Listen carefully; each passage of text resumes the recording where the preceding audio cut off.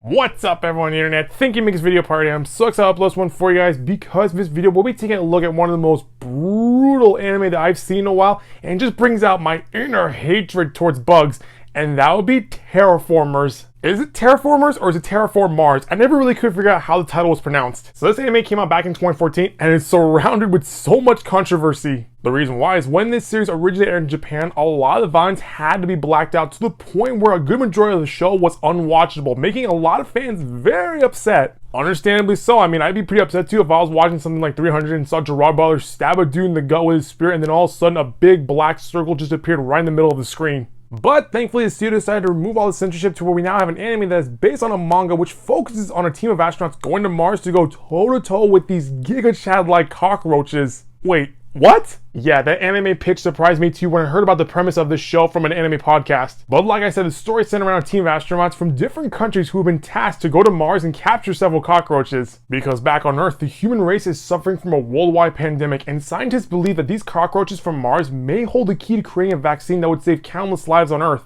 Okay, seems simple enough. We get on a shuttle, go to Mars, grab a few bugs, then come back home. Simple, right? Except for one thing. These cockroaches are the most OP looking bugs I've ever seen in an anime. So this show pretty much takes up after the first episode as we follow a group of friends who have signed up for this mission to go to Mars, as well as several other candidates who have been chosen for this mission because of their unique talents. And already things go terribly wrong as we see that no one is safe from these cockroaches who are just brutal. And the way they describe why these cockroaches are so brutal towards humans, it's the same way how we feel about bugs. I mean, if we saw a cockroach running across the kitchen floor, we would do whatever we can to stomp the crap out of that thing, even though that bug is minding its own business, which is the way these cockroaches feel about humans. I mean, they don't know what we are, they don't know what our intentions are, they just see us, they're freaked out, they're like, oh my god, I don't know what that is, I'm just gonna beat that human to death with a club. What also makes them even more scary is not only the fact that they have these JoJo Giga Chad-like bodies,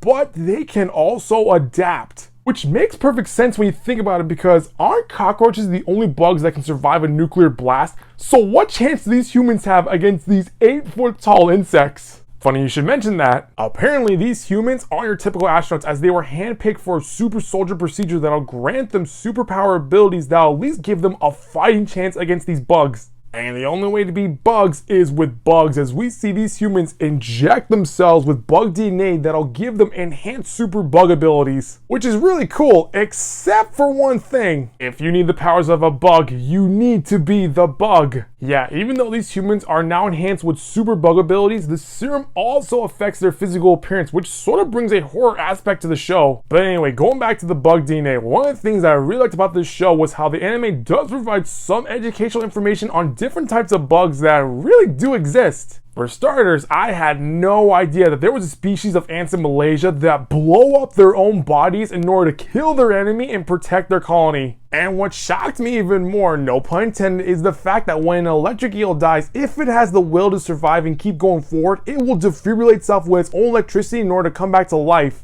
And let me tell you, seeing a character inject himself with electric eel DNA was pretty awesome. However, the best episode in my opinion focuses on a boxer who is supporting his single mom but is also losing his sight because of all the fights that he has been in. But when he's offered a chance to go to Mars and make a difference, he signs up for this mission on one condition only. He gets to pick which DNA he'll be injected with. And what better DNA to pair this boxer with than with the DNA of a mantis shrimp? For those of you who may not know, the mantis shrimp is said to be one of the most badass creatures on this planet, where it can punch at nearly 60 miles per hour. And after hearing about this, I decided to look up several videos of mantis shrimp, to where I found out that this thing is only about this big, but has been known to beat the crap out of octopuses and has also been known to punch through scuba gear. Again, holy crap, this thing is badass. So what happens when a professional boxer injects himself with mantis shrimp DNA? You get probably one of the best episodes of this entire series, as you see this dude one punch a heavily armored cockroach in the gut and just knock his lights out. With that being said, while I enjoyed that particular episode, that doesn't mean that I enjoyed the series. From beginning to end, it literally becomes a testament of survival of the fittest, where we see countless characters die throughout the first season. And I don't know how they did it, but by the time I finished watching the first season, I was already exhausted from every single fight that had happened after episode 1. Which is crazy because there's only 12 episodes in season 1. From what I've heard, while the manga does focus on the fights between the humans and cockroaches, it also focuses on the political aspect of the story, where several countries are coming up with their own plans on how to one-up each other for when they get the cockroach DNA. That's pretty cool because that just throws in some Game of Thrones politics in the mix, which allows the viewer to take a breather from all the fighting that's been going on and actually think about what's the overall endgame for each of these countries. I just wish the anime would have showed us some of this instead of just constantly showing us fight after fight after fight after fight after fight. Because without the political aspect of the story, the anime just becomes a straight up sci-fi knockdown drag out between these humans and cockroaches. And let me tell you, the story does tend to drag things out as we see these humans just get massacred by these cockroaches. It sucks because even though there are some great moments where you think these humans are going to come out on top, these freaking bugs decide to go all Planet of the Apes on us as they learn to adapt to the situation that they are in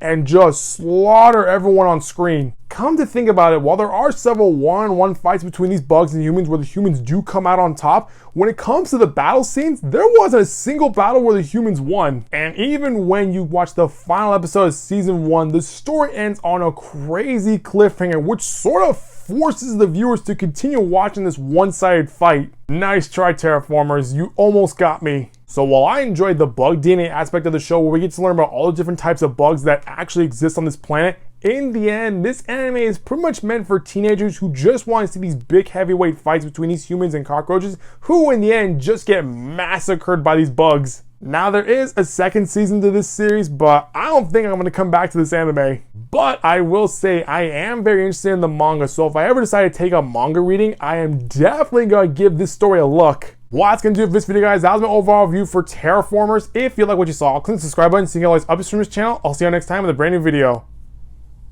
Bye-bye.